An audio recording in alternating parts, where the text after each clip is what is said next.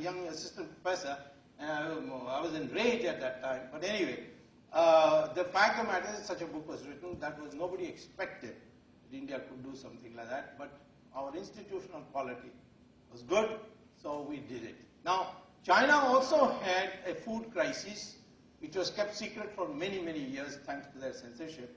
That was in 1960-61. And 32 million people died. Today, China admits to that.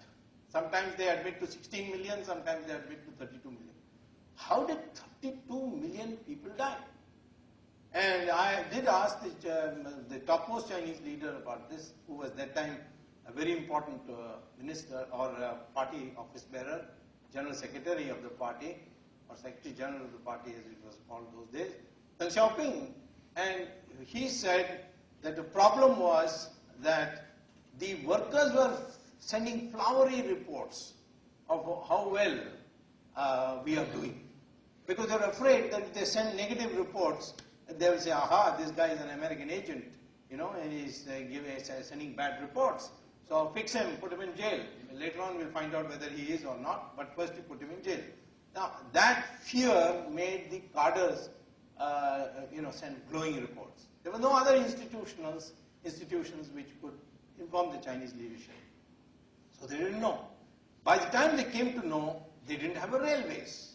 India of course benefited from the British laying down the railways, but now no thanks to the British, because they didn't allow Indians to set up those railway lines. In fact, the first Indian asked for to set a railway line in 1838, but the government of then British government wouldn't allow it.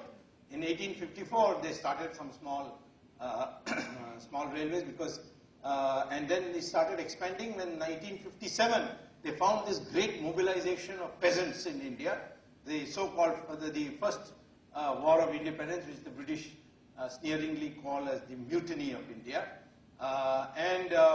This War of Independence frightened the British, and that's why they decided to lay railway lines, and then they made Indians pay for it in a way which no investment in the world has been.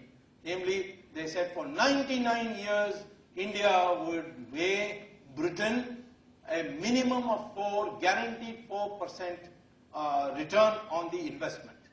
Even though Indians were ready to, fund the whole thing and do it, no Indian was allowed. And the British built it, and then just in case you get fresh ideas that if a train can go this way, it can come this way also. Therefore, they changed it to some places meter gauge, some places broad gauge, some places narrow gauge, and totally different locomotives to be produced for that, all in Britain, nothing to be produced in India. So they did damn all. But nevertheless, having inherited it, we put that together, and in 1960, 61, 65, we had a far superior railway system, and therefore we were able to send our grains to different remote corners. But China couldn't do it. And it is that which made China then step up its investment in railways, and today they have one of the finest railway systems. The world, in fact, they have overtaken India. Lalu Yadav has impressed all you MBAs, but you MBA fellows, I think, will be impressed by Enron's accounting also. Lalu's accounting is totally Enron's accounting, I must tell you. You will realize one of these days, because he has certainly, I will not say that he has not introduced trains. I will not say that he has not improved the services on the trains, but the profit that he has shown is pure Enron type profit. Enron did know, all of you. They created a parallel account, so his is also a parallel account, and reclassification and so on.